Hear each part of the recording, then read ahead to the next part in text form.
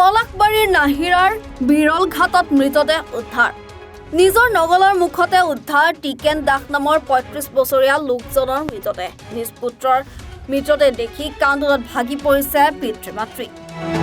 টিকেন দাস হত্যাৰ বলি হোৱা বুলি অভিযোগ তুলিছে পৰিয়ালৰ লোকে।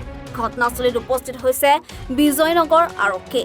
মৃতদেহটো মৰণোত্তৰ পৰীক্ষাৰ বাবে প্ৰেৰণ কৰা হৈছে GMCHলৈ। আৰক্ষীৰ তদন্তৰ পাছতহে পোহৰলৈ আহিব ঘটনাৰ আঁৰৰ ৰহস্য। মিৰ্জাৰ পৰা মুনীন্দ্ৰ দাসৰ ৰিপৰ্ট, এনি ভাৰত 24।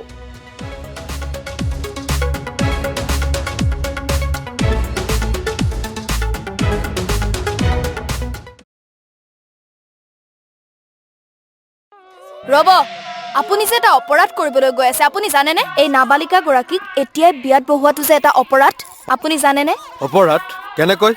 মোৰ ছোৱালী, মোৰ কথা। তুমি যিয়েই নোকোৱা ভূঞা, 18 বছৰৰ তলৰ যিকোনো কন্যা সন্তানৰ বিয়া দিলেই আইনগতভাৱে এক দণ্ডনীয় অপৰাধ। বিয়া দিয়াজন যিমান দায়ী, বিয়া পতাজনো সমানে দায়ী। এতিয়া তাই পঢ়া শুনা কৰাৰ বয়স, খেলা ধূলা কৰাৰ বয়স। তাইক খেলিবলৈ দিয়ক, পঢ়িবলৈ দিয়ক, আৰু চাব এদিন আপুনি তাইক লৈ গৌৰৱ অনুভৱ কৰিব পাৰিব। এতিয়াই তাইক সংসাৰৰ বোজা দি তাইৰ ভৱিষ্যত জীৱনটো অন্ধকাৰ কৰাৰ অধিকাৰ তোমাৰ জানো আছে?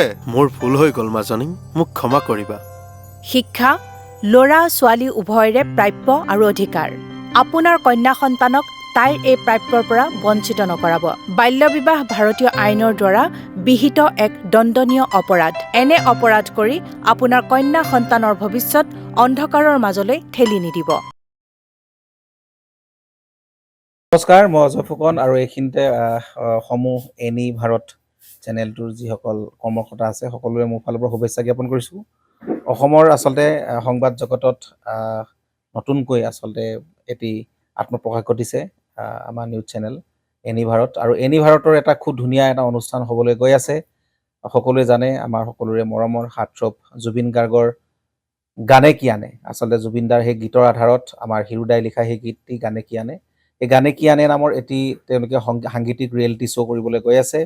আৰু 15 আগষ্টৰ পৰা গোটেই আৰম্ভ হ'ব। প্ৰথম অডিশ্যন অসমৰ ধেমাজি জিলাত আৰম্ভ কৰিব।